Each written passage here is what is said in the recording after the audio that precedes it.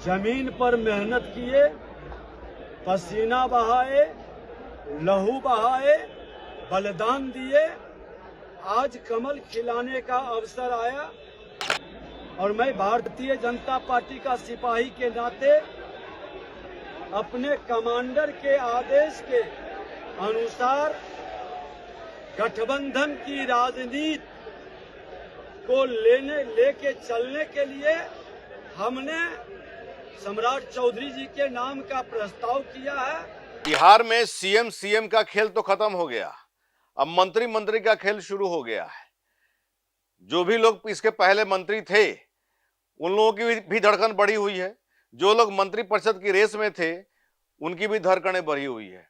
खास तौर पे चर्चा है कि विजय सिन्हा और दीपक प्रकाश, ये दो ऐसे मंत्री थे जिनकी धड़कनें बढ़ी हुई है। नमस्कार, आदाब, सत श्री अकाल। मैं हूं मनोज नारायण सिंह और आप देख रहे हैं मंथन टुडे। बिहार में बहुत दिन तक चला, मतलब कि लगभग महीना दिन तक, कि कौन बनेगा करोड़पति की तर्ज पे कौन बनेगा मुख्यमंत्री। वो पल खत्म हो गया। वो बिहार की जनता जो इंतजार कर रही थी वो इंतजार खत्म हो गई। अब इंतजार हो रही है कि कौन कौन लोग कौन कौन सा विभाग के मंत्री बनेंगे। क्या पहले इसके पहले जो लोग मंत्री थे वही मंत्री पद जो है इन लोगों को मिलेगा कि नहीं मिलेगा। इसमें सबसे बड़ी बात है विजय सिन्हा का एक वीडियो वायरल हो रहा है। हालांकि मुख्यमंत्री की रेस में तो बहुत सारे लोग थे और जिस तरह से चर्चा हो रही थी कि बीजेपी अपने जो आरएसएस कैडर के जो लोग होंगे या प्योर जो बीजेपी के जो कैडर होंगे उनको जो है मुख्यमंत्री बनाया जाएगा। लेकिन कुछ जगह जो है ये प्रयोग हुआ है, वैसे प्रयोग पर जैसे असम में भी हुआ है, नॉर्थ ईस्ट के बहुत सारे स्टेट में हुआ है, तो वैसी स्थिति में यहाँ पर बिहार में भी जो है ये प्रयोग हुआ, सम्राट चौधरी को बनाया गया। लेकिन सम्राट चौधरी के बनने के बाद, हालांकि मुख्यमंत्री की रेस में तो बहुत लोग थे, प्रबल दावेदार तो नित्यानंद राय खुद थे, लेकिन कैमरा के सामने विजय सिन्हा ने अपनी जो भड़ास थी वो निकाल दी और बहुत सहजता के साथ डिसिप्लिन्ड लहजा में जो है उन्होंने अपना दुख दर्द जो है कैमरा के सामने ऑन द रिकॉर्ड कह दिया। उन्होंने कहा कि बरसों बरस तक जमीन पर मेहनत किए, पसीना बहाए, लहू बहाए, बलिदान दिए, आज कमल खिलाने का अवसर आया तो बीजेपी के सिपाही के नाते अपने कमांडर के आदेशानुसार, मतलब ये उन्होंने बहुत कुछ जो है अपने इस स्टेटमेंट में दबा दिया जिसकी चर्चा हो रही है। मतलब कि जब कमल खिलने का समय आया तो वैसे सिपाही को बीजेपी ने तरजीह नहीं दी जिसने लहू बहाया, दिन रात पार्टी के लिए मेहनत किया। वैसे लोगों को बीजेपी ने तरजीह नहीं दी, या बीजेपी का कहें या फिर आला कमान कमांडर का, वो कमांडर शब्द का इस्तेमाल कर रहे हैं। हम एक सिपाही हैं, हमारे पार्टी के ये तीसरा और चौथा जनरेशन है और वर्षों बरस तक जमीन पर मेहनत किए, पसीना बहाए, लहू बहाए, बलिदान दिए, आज कमल खिलाने का अवसर आया और मैं भारतीय जनता पार्टी का सिपाही के नाते अपने कमांडर के आदेश के अनुसार गठबंधन की राजनीति को लेके चलने के लिए हमने सम्राट चौधरी जी के नाम का प्रस्ताव किया है और भारतीय जनता पार्टी हमेशा त्याग तपस्या के बल पर बिहार के विकास, उन्नति और समृद्धि की ओर डबल इंजन की सरकार प्रधानमंत्री नरेंद्र मोदी जी के सपना को साकार। जाहिर सी बात है कि कमांडर मतलब कि नरेंद्र मोदी हो सकते हैं, अमित शाह हो सकते हैं और फिर या आरएसएस के जो हेड हैं वो हो सकते हैं। तो कमांडर शब्द का उन्होंने इस्तेमाल किया। उन्होंने जो कुछ भी किया कमांडर के कहने पे किया। सम्राट चौधरी का प्रस्तावक बने विजय सिन्हा को ही मोहरा बनाया गया। हालांकि ये भी कोई कम उपलब्धि नहीं है कि इनके प्रस्ताव पर कोई मुख्यमंत्री बन जाए, लेकिन इससे दिगर अब तो डिप्टी सीएम का पोस्ट जो आपसी बंटवारा की बात है उसमें तो डिप्टी सीएम का पोस्ट अब बीजेपी के पास रहा नहीं। 2 डिप्टी सीएम की बात थी, 2 डिप्टी सीएम जो है जेडीयू खाते में चली गई और उस तरह से जो पहले बीजेपी के कोटे में था वो जो है जेडीयू के कोटे में चला गया, जो जेडीयू में था वो बीजेपी के कोटे में चला गया। तो वैसी स्थिति में हालांकि अब जो है आने वाले समय में जो कौन सा विभाग इनको मिलेगा विजय सिन्हा को, अभी ये बाद में तय होगा। लेकिन जिस तरह से ये चर्चा हो रही थी कि डिप्टी सीएम का पद उनको मिलेगा कि नहीं मिलेगा, तो ये तो क्लियर हो गया कि डिप्टी सीएम भी अब नहीं बनेंगे। बाकी जो है मंत्रालय है, अब उनको सीधे तौर पे कह दिया गया है, जो जानकारी हमको मिल रही है कि उनको कह दिया गया है कि कौन सा मंत्री पद लीजिएगा आप बता दीजिए।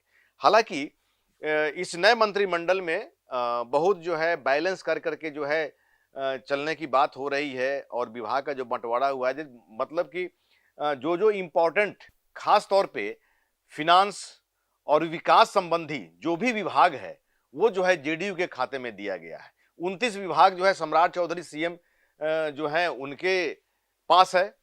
10 विभाग जो है वो विजय चौधरी के पास 10 विभाग है और विजेंद्र यादव के पास में 8 विभाग है। तो ये जो है सारा विभाग का जो है बंटवारा हो गया, मतलब कि 29 विभाग अभी बीजेपी के पास और 18 विभाग जो है जेडीयू के पाले में है। आने वाले समय में लगभग एक पखवाड़ा बाद ये जानकारी मिल रही है कि मई के फर्स्ट वीक में जो है मंत्रिमंडल का विस्तार होगा। लेकिन जिस तरह से ये विस्तार की बात हो रही है मंत्रिमंडल की, इसमें एक और मंत्री हैं दीपक प्रकाश। दीपक प्रकाश जो आरएलएम सुप्रीमो उपेंद्र कुशवाहा के पुत्र हैं और न कोई विधानसभा के माने न विधानसभा के मेंबर हैं रहे, न एमएलसी रहे, उनको सीधे मंत्री बना दिया गया। अब जो है उनका जो चूंकि नवंबर में वो वोट लिए थे, मई में उनका 6 महीने का टर्म पूरा हो रहा था और 6 महीना के अंदर में किसी भी सदन का, विधानमंडल के किसी भी सदन का उनको सदस्य होना जरूरी था। मंत्रिमंडल बीचे में भंग हो गई। अब उनका मामला फंस गया और जो जानकारी मिल रही है और जो बताया जा रहा है कि जिंदगी में एक ही बार किसी भी व्यक्ति को मंत्री बनाया जा सकता है डायरेक्ट, मतलब कि न विधानसभा के सदस्य हो न विधान परिषद के। अब ये तो जो है कानून विदों से जो है ये लोग राय विचार करेंगे, लेकिन जो मेरे पास जानकारी आ रही है उसके मुताबिक अब दोबारा इनको जो है जब तक ये सदस्य नहीं बनेंगे तब तक जो है अब ये मंत्री पद इनको नहीं मिलेगा। तो यहाँ पर दीपक प्रकाश यहाँ पर अब लटक गए। अब 6 महीने माने जून में जो है कुछ सीट खाली हो रहा है एमएलसी का, 9 सीट खाली हो रहा है और 2 जो है मिड टर्म पोल का, मतलब कि 11 सीट एमएलसी का खाली हो रहा है। अब उसमें जो है अब दीपक प्रकाश को जगह मिलती है कि नहीं मिलती है। अगर मई में अगर एक्सटेंशन हो जाता है तो फिर उसके बाद में दीपक प्रकाश के लिए ही फिर एक्सटेंशन किया जाएगा, ये संभव नहीं है। मई में तो जो है वो ओथ लेंगे नहीं, चूंकि जो है जून में जो टर्म पूरा हो रहा है, तो मई में अगर जो है एक्सटेंशन हो रहा है उस समय दीपक प्रकाश को जगह नहीं मिलेगी, ऐसा बताया जा रहा है। जब तक ये किसी सदन के मेंबर नहीं बनेंगे, सदस्य नहीं बनेंगे, तब तक इनको नहीं मिलेगा, मंत्री पद नहीं मिलेगा। तो यहां पर जो है दीपक प्रकाश, अगर ये मंत्रिमंडल में अगर फेरबदल हुआ, सत्ता परिवर्तन में फेरबदल हुआ, तो इसमें सबसे अधिक लॉस अगर हुआ तो दीपक प्रकाश को और विजय सिन्हा को।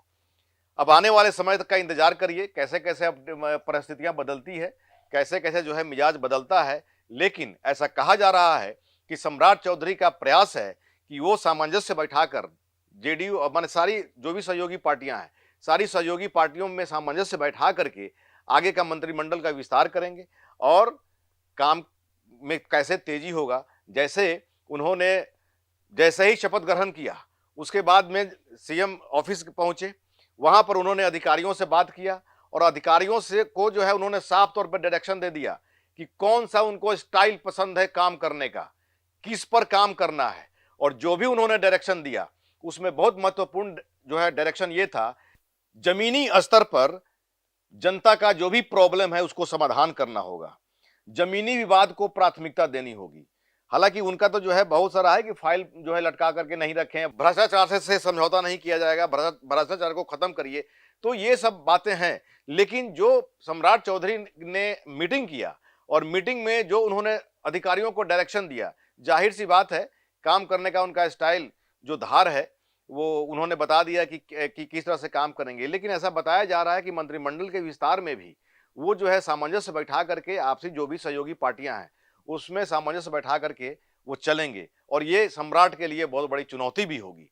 आने वाले समय में हम लोग देखते हैं कि सम्राट चौधरी का जो स्टेटमेंट है या जो उनकी सोच है या फिर एनडीए गठबंधन में किस तरह से सामंजस्य बैठाते हैं, आने वाला समय बताएगा। लेकिन उन्होंने साफ तौर पे कह दिया है कि मोदी और नीतीश का जो सोच है, उनकी जो पैटर्न है, उसी पे मोदी और नीतीश के मॉडल पर ही बिहार की राजनीति होगी, बिहार का विकास होगा। ऐसा ही खबर देखने के लिए देखते रहिए मंथन टुडे। हमारे चैनल को लाइक करिए, सब्सक्राइब करिए और अधिक से अधिक लोगों तक शेयर करिए। बहुत बहुत शुक्रिया।